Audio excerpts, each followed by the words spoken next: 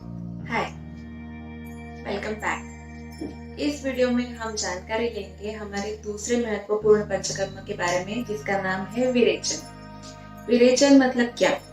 विरेचन इस चिकित्सा में आपको लूज मोशंस करवाए जाते हैं, जो लाभ होते हैं आपको। और ये प्रमुखतः पित्त दोष से जो सारी बीमारियां उत्पन्न होती है उनमें दिया जाता है, या फिर पित्त प्रकृति के व्यक्ति में भी ये करवाया जाता है। पित्त दोष की वजह से कौन सी बीमारियां होती है, तो जनरली सबको पता ही है कि गैस, एसिडिटी है, बहुत सारा पेट में जलन होना, अल्सर्स होना, या फिर आपको इंडाइजेशन की प्रॉब्लम है, आपका हाजमा बिगड़ गया है, आपका पेट अच्छे से साफ नहीं हो रहा है, पेट में जलन रहती है हमेशा, या फिर पाइल्स की तकलीफ है, फीशर है, फिस्टुला है, शरीर में गर्मी बढ़ने की वजह से आपको जो सारी बीमारियां होती है उन सारी रोगों में आपको विरेचन दिया जाता है। बहुत ही उपयोगी है। उसके साथ खून की खराबी की वजह से भी जो सारी बीमारियां होती है, जैसे स्किन के बहुत सारे प्रॉब्लम है, पिंपल्स आना, स्किन खराब होना, सोरियासिस है, बार बार फंगल इन्फेक्शन होना, या फिर बहुत सारे लोगों को फोड़े आते हैं पूरे बॉडी में, या फिर कोई भी जख्म उनका जल्दी से ठीक नहीं होता है, उसमें पस हमेशा होता रहता है। ये सारी बीमारियों में भी विरेचन बहुत ही उपयोगी सिद्ध होता है। तो इन सारे रोगों में हम पित्त की सारी बीमारियों में हम विरेचन दे सकते हैं। तो ऐसे नहीं कि हम पेट साफ होने के लिए भी गोलियां ले लेते हैं हफ्ते में एक बार, या फिर जिनका साफ नहीं होता वो रोज ही ले लेते हैं, त्रिफलाकट पाउडर लेते हैं, तो इसको विरेचन बोलेंगे क्या? नहीं। विरेचन में आपको पूर्व कर्म करना बहुत जरूरी है। अगर आपने हमारा पहला वीडियो नहीं देखा है जिसमें हमने पूर्व कर्म की जानकारी दी है, स्नेहन और स्वेदन, तो वो जाके देखिए और जानकारी ले कि कैसे किया जाता है, क्योंकि पूरी बॉडी में जो पित्त दोष फैला हुआ है पहले वो पेट में लाना पड़ता है, और ये सिर्फ पूर्व कर्म से ही संभव है।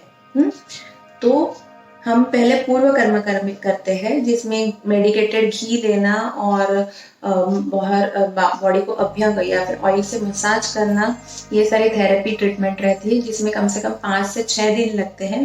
फिर 2 दिन के गैप के बाद हम आपको दवाई देते हैं, जिससे आपको कम से कम 10 से 12 लूज मोशंस होते हैं। उसमें पूरी बॉडी के जो टॉक्सिन्स है, जो बढ़ा हुआ पित्त दोष है, वो गुद मार्ग से द्वारा, मतलब लूज मोशन से जुलाब होके आपके शरीर से निकल जाता है। हाँ, 10-12 लूज मोशन होने के बाद भी आपको कोई भी कमजोरी नहीं आती है, क्योंकि हमने पूर्व कर्म में स्नेहन और स्वेदन में शरीर की तैयारी कर ली है। तो शरीर सहन कर पाता है। और विरेचन आपको एक ही दिन होता है, ऐसे नहीं कि रोज आपको लूज मोशन होने हैं। पहले 5 से 6 दिन आपको पूर्व कर्म होता है, स्नेहन और स्वेदन, फिर 2 दिन के गैप के बाद एक दिन सुबह सुबह आपको वो दवाई डॉक्टर देता है, और फिर उसके बाद आपको 10 से 12 लूज मोशन जुलाब होते हैं, बुध मार्ग से पित्त दोष, बढ़ा हुआ पित्त दोष है वो निकल जाता है, और फिर उसके बाद एक 4 से 5 दिन खाने का परहेज होता है। तो जिन सारे लोगों को पित्त की तकलीफ है, गैस, एसिडिटी, खाना हजम न होना, पेट फूल जाना, पाइल्स है, फिशर है, फिस्टुला है, या खून की खराबी की वजह से पिंपल्स है, बॉडी में सोरासिस है, या फिर बॉडी में फोड़े आते हैं, कोई भी जख्म जल्दी से ठीक नहीं होता है, या फिर पीरियड्स की भी प्रॉब्लम है जिनमें बहुत सारा ब्लीडिंग होता है लेडीज को, वो भी शरीर में पित्त दोष बढ़ने के वजह से भी होता है। या फिर इनफर्टिलिटी के काफी सारे केसेस में बहुत सारा गर्मी के वजह से भी बच्चा रुक नहीं पाता है, उनको हैबिचुअल अबॉर्शन होता है, क्योंकि अपनी आंत और बच्चेदानी आगे पीछे ही रहती है। अगर आंतों में बहुत ज्यादा गर्मी है तो वो बच्चा कैसे टिक पाएगा? तो इन सारी बीमारियों में भी हम विरेचन दे सकते हैं। उसके साथ अगर आपकी पित्त प्रकृति है तो आपको सीजनल पंचकर्म, ऋतु के अनुसार जो पंचकर्म दिया जाता है, तो तब आप हर साल में एक बार आप विरेचन ले सकते हो टू डिटॉक्सिफाई योर बॉडी। और ये कब करते हैं? अक्टूबर के महीने में, जब हम बोलते हैं शरद ऋतु। शरद ऋतु में नेचुरली बॉडी का पित्त बढ़ जाता है, और जिन लोगों की पित्त प्रकृति है उनमें ये जरा ज्यादा बढ़ जाता है। तो वो सारे लोग शरद ऋतु में अगर ये पंचकर्म करवाते हैं, विरेचन पंचकर्म करवाते हैं, तो पूरा साल उनका अच्छा जाता है, उनको पित्त की कोई भी तकलीफ नहीं होती है और वो पूरे स्वस्थ रहते हैं।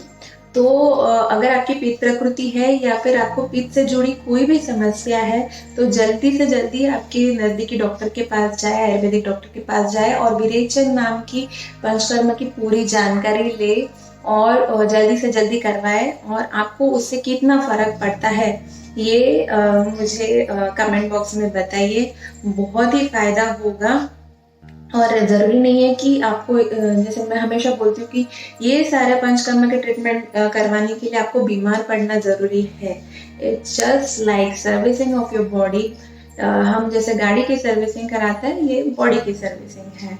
तो सबको कोई ना कोई एक पंचकर्म उनकी प्रकृति के अनुसार, जिनकी कफ वाली प्रकृति है उनको वमन है, जिनकी पित्त प्रकृति है उनको विरेचन है, जिनकी वायु की प्रकृति है या फिर जो बहुत बिजी है वो लोगों की बस्ती बहुत ही सूटेबल है। ये तीनों में से कोई ना कोई एक कर्म अगर आप करवा लेते हैं तो आपको बहुत ही फायदा होता है। बॉडी अच्छे से चलने लगती है, बॉडी का मेटाबॉलिज्म बढ़ता है, बॉडी की साफ सफाई होती है, आपकी उम्र बढ़ती है, आपकी स्किन अच्छी हो जाती है, बहुत सारे फायदे हैं इसमें। तो मुझे आशा है कि आपको ये करना बहुत ही अच्छे तरीके से समझ में आया है और आप ज़रूर इसका लाभ लेंगे और जितनी जल्दी हो सके करवा लेंगे। Thank you.